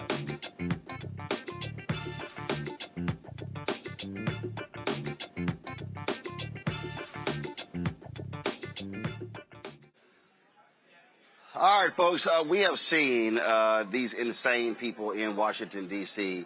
do heinous things. And one of the things that we've seen them, we literally have never seen, probably since Nixon, and even Nixon, this is child's play, what Nixon did, how they are using the apparatus of the federal government to try to bring to their knees corporations, including broadcasters. Donald Trump has threatened to revoke the licenses of various companies for not reporting what he wants them to report. And Brendan Carr, his FCC commission chair, is also doing that work for him. Young Clyburn is a former Federal Communications Commission chair member, joins us right now. Glad to see you. I mean, you served on the FCC. Have you ever seen anything what these folks are doing? Well, number one, welcome to Santee, South Carolina. And the answer is no. When I got to the FCC, if you remember, a couple of years later, we had this thing still in the Federal Register called the Fairness Doctrine. Now, it had been off the books technically since 87-ish. FCC voted 4-0 to get rid of it. Reagan was okay with that. But it was still on the books because you had some people with some uneasiness. So fast forward again to 2011 when they said, look, there's no need for this. The whole landscape is changing. You got cable. You've got all of these options. Why do you need this? Why do you need the quote-unquote equal time rule? So we got rid of that, and I was there at that time. It was one of the most uneasy votes I ever took, I will say to you. But okay, if you think things are relatively balanced, we have the options. Fast forward to 2014 because I had regrets. And I said, let's look at the media landscape with a critical information needs study. You're a journalist, so you know we were looking at that. And we wanted to say, what does the landscape really look like, especially for local television coverage, and what are people getting from that? And do we have enough inclusion in these markets? We got tarred and feathered about looking at how dare we look at this. Because, again, you've got all of these options.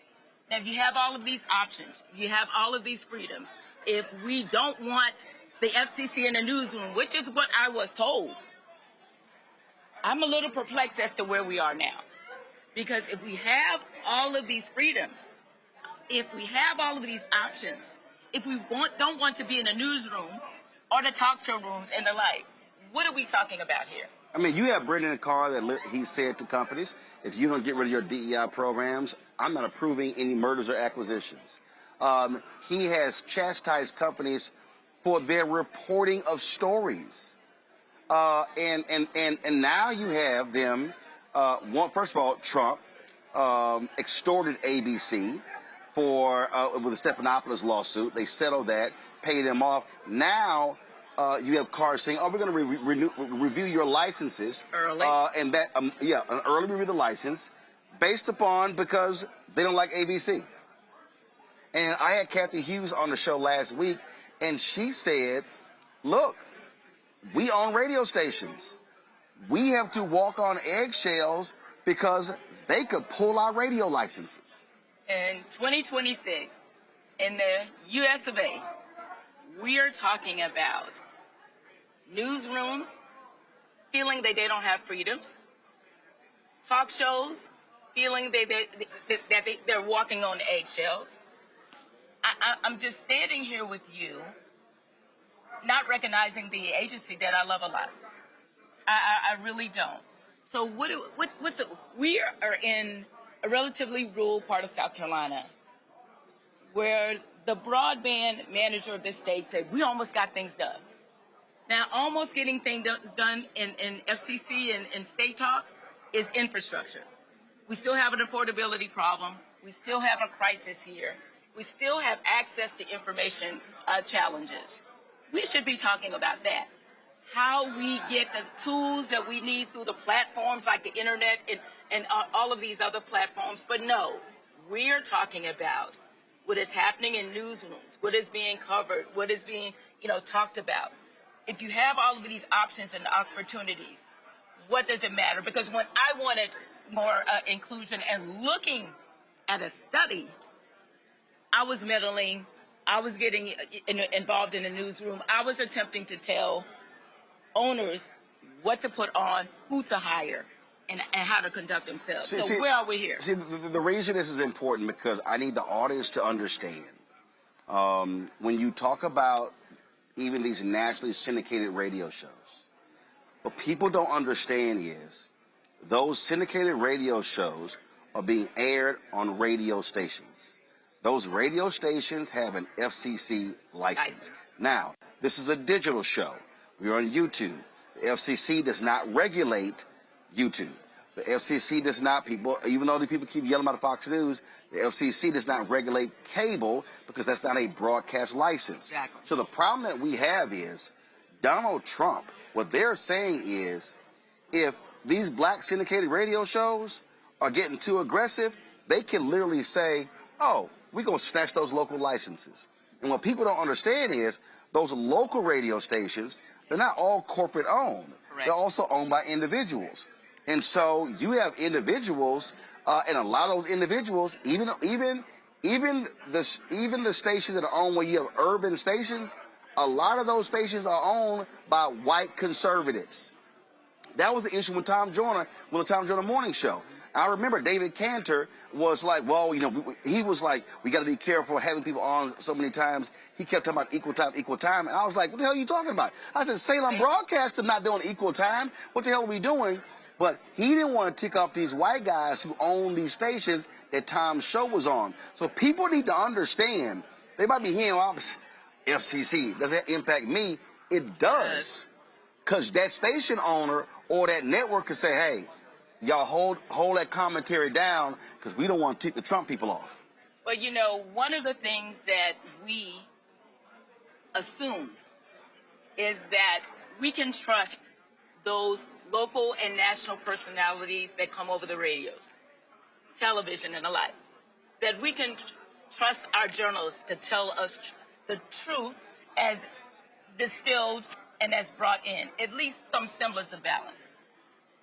When you hear about people holding back, people, in some cases, self-censoring, that erodes, to me, the very foundation of this democratic experiment that we have today. Because if you cannot trust the media,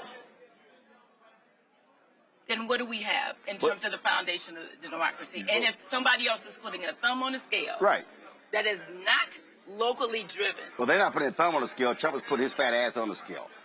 I'll say that. But the thing, but this is a perfect example of what we keep saying: elections matter.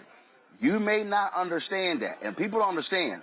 At ABC right now, when their shows are on, when The View is having conversations, ABC has lawyers that are in the control room because they're watching every single word and phrase because they're fearful of what Brendan Carr and Trump will do with the FCC to attack their corporation. One of the things that I found gratifying, particularly no matter what platform that we had regulatory influence over, is the fact that I didn't have to disagree with you. I didn't have to agree with you. In disagreement, that's empowerment. We learn from each other. Why would I want, how does this apparatus work? If everything you say I agree with, if everything you do I'm okay with, how do we grow and how do we learn more in terms of information and just knowledge of each other? So if you are making the lens more narrow in terms of the information and the substance of what I get, tell me what good does that do? I learn the most from people I disagree with, and we come to a more common occurrence, a common ground, and I find out more. Right. And we all grow from that. And we're in a period of no growth, in my opinion. Well, first of all, they don't want disagreement. It's a cult. They want you to completely follow whatever they say and do. Last point, the caps. We've had caps in saying that a group can only own a certain percentage of television stations, because what you do not want is, you don't want for someone to own half of the stations in the country or 67 or 80%. Now they are considering lifting that, and you have these companies by saying, oh, well, because of the internet, those old rules don't apply. That's nonsense. Local television stations are still where a lot of people get their information from. And what these people want, look, you already have between Sinclair and Nexstar, especially when they had the Tegna merger. Those two networks, station groups, own most of the local TV stations in the country. They want to say there are no caps. The caps protected diversity of ownership. Your thoughts on that? I am on record as having an issue with piercing that cap. But we've been piercing it for a long time. Right. They've been chipping away at it. Exactly. And then you had the UHF, that discount where what was once dog spectrum became just as prime, and then people started gobbling up that. And the cap, even the cap that we're talking about, it's already been pierced. Right. Now we're talking about more overtly doing it. Yep. And honestly, just think about anything that we deal with. When you have a monopoly or almost a majority when it comes to our critical information needs, very few of us win in that environment. Very few of us win. Yeah, that gets close to essentially being like dictatorship, state TV. All right, Mignon, I appreciate it. Thank you. All right, Again, good to be here. Thanks a bunch. I'll go to my panel. Mike, I'll start with you. People need to understand, information is power, and Republicans, they want to own the information pipes. Absolutely, Roland. I've worked for 3 radio stations in my media career. I used to sell local ads for the Tom Jordan Morning Show. I used to work for 2 FCC-regulated radio stations, one in sales, one as a talk show host. And this is, I think, when we deal with affiliates and nationally syndicated radio, under this administration, this is something that they fear.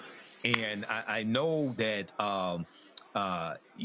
what you think, things that you can say on the radio that you probably could say under the Biden-Harris administration, there's a fear of having licenses revoked, or also a lot of people don't know that licenses have to be renewed periodically, okay?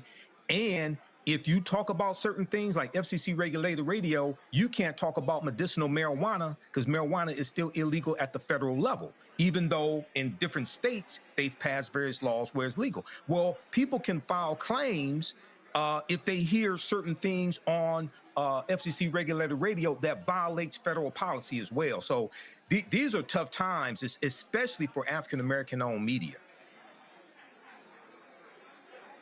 Bottom line here, Joy, people aren't talking about a lot of these issues.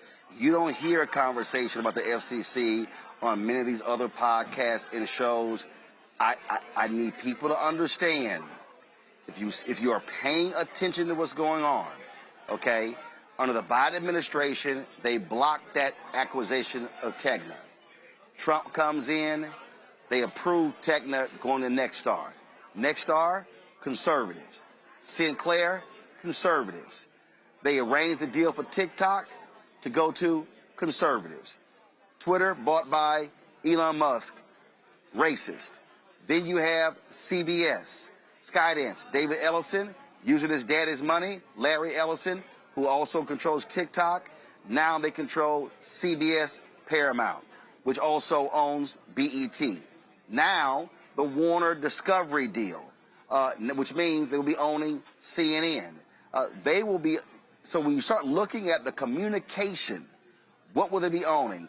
Cable news, cable networks, TV studios, social media platforms. That means you can dictate what people are seeing and hearing. It's called mass media for a reason, and people better understand, if you have mass media concentrated in the hands of the right wing, they will control the information flow to the people. That's correct. And let me just say, there is no depth that these people will not resort to. So we can expect, once they consolidate, for lies to come out. And a lie can come out, people will respond to it, and even if they tell the truth later.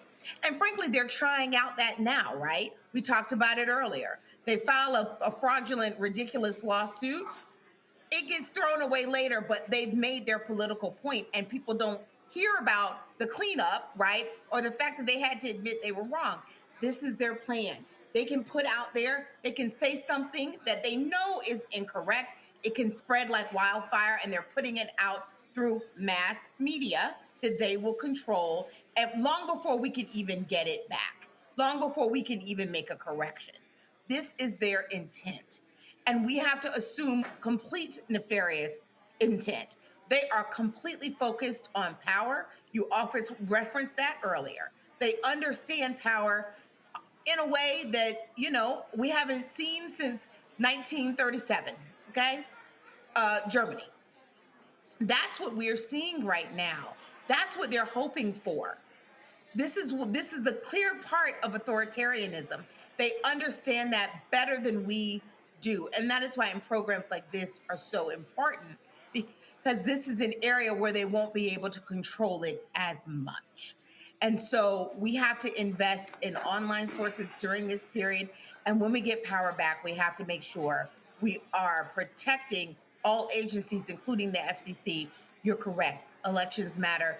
Even agencies that you've never heard of and you're not paying attention to, if put in the wrong hands, can be quite damaging, and it'll take a long time to unwind. That's where we are. But we also have to recognize with what's going on, Candace, is how Trump has been dominating these companies. The Wall Street Journal has an article talking about essentially his corrupt fundraising. How he literally says to companies, yeah, y'all need to give me $25 million. Y'all need to give me $50 million. How he's directing where it goes. He's raised more than $800 million for his pet projects. And so even though we're talking about the FCC, and that's broadcast, TV and radio, he's basically saying to any company, I'm going to block you from doing deals. Or if you pay to play, I'm going to hook you up. And he's doing that with technology companies. So he's been doing that with Google, with Meta, with Amazon. And so I need people to really understand, Donald Trump is a mob boss. Donald Trump is operating like Al Capone, like Lucky Luciano, where they're saying, if you don't pay us, we're going to shut the ports down. We're going to shut the garbage trucks down. And all of these, it's like you've never, ever seen it to this extent. And the crazy thing, Candace, it's blatant, it's clear, because this punk-ass Supreme Court, Candace, the Supreme Court, Michael, the Supreme Court, Joy, said to him, hey, whatever the president does is legal. So again, you put that sort of power in the hands of someone with no bottom, someone who is so corrupt, oh, they're going to do whatever, and that's what's going on. He's doing stuff he didn't even do the first term because the Supreme Court allowed that to happen, and you cannot have an imperial presidency. That's what's going on. Do we have Candace back? All right, I want to give Candace her last word. But that's the thing, y'all, that's clear. And we started this show with Congressman Jim Clyburn talking about our vote. Y'all, this is the moment where we have to keep these thugs out of power. It's clear. Listen, he's there until January 29. But I'm telling you right now, these people are so despicable, so corrupt. They should not control the House. They should not control the Senate. And we've got to make sure that Democrats are winning in these critical states. Democrats have got to get to 218 in the House. They've got to get to 51, 52 votes in the Senate, because I'm telling you, if we let Republicans have 2 more years of total control, I'm telling you, first of all, we're not even sure there's going to be an election, but they will do more damage to this country, and they will do more damage to black people, and they will continue to rip apart the institutions and the infrastructure that has gotten us to this point. Is Candace back? Okay, y'all. Sorry, Candace froze. So we'll leave it at that. Let me thank Joy. Let me thank Michael. Let me thank Candace. Been on today's show. I certainly appreciate it. Thank you so very much, y'all. I am here in South Carolina, Santee, South Carolina. So as you see, folks have been hanging out, mingling, drinking, eating food. This is the pairing party for Congressman Jim Clyburn's annual golf tournament, 36th annual golf tournament. And so, yes, I will be playing, and so decided to come here and do today's show. So we appreciate him joining us. We appreciate his daughter, Mignon Clyburn, former FCC commissioner, joining us as well. And y'all, listen, this is why this show is different than anybody else. I don't stay sitting in the studio. I don't stay sitting in the crib. We get out here. We talk to people.